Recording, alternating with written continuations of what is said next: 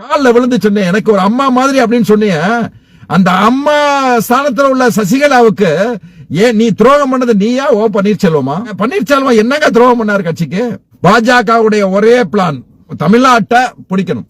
ஏன்னா எல்லா மாநிலத்தையும் பிடிச்சாச்சு, தமிழ்நாட்டை பிடிக்கல அப்படின்னா கட்டத்துல போக முடியாது. 40 MP இருக்கிற இது வேணும் நமக்கு அப்படின்ட்டு அவன் தொடர்ந்து காய் நகர்த்துறான். அதிமுக காரங்களுக்கு நான் ஒரு வேண்டுகோள் வைக்கிறேன், நீங்க எழுதி வச்சுக்கங்க. பாஜக திமுகவை வளைக்க நினைச்சிச்சு, அதனால முடியல. அடுத்து அதிமுகவை சுருட்டியாச்சு.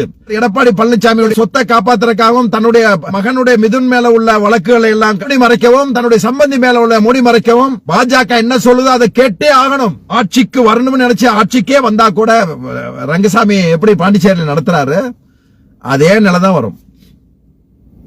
அதனால அதிமுக காரனே சிந்திக்க வேண்டிய நேரம் இது. உட்கார்ந்து சிந்தி, என்ன சாதனை செஞ்சீங்கன்னு சொல்ல முடியுமா? உங்க தலைவர் எடப்பாடி பழனிசாமியுடைய பெருமை ஏதாவது சொல்ல முடியுமா? எடப்பாடியார் அப்படிங்கிறீங்க, என்ன எடப்பாடியார் செஞ்சிட்டாரு? துரோகத்தை தவிர வேற என்ன செஞ்சிருக்காரு? இந்த அதிமுக என்ற இயக்கத்தை பாஜகவுடைய காலடியில வீழ்த்தியே தவிர என்ன செஞ்சிருக்காரு எடப்பாடியார்?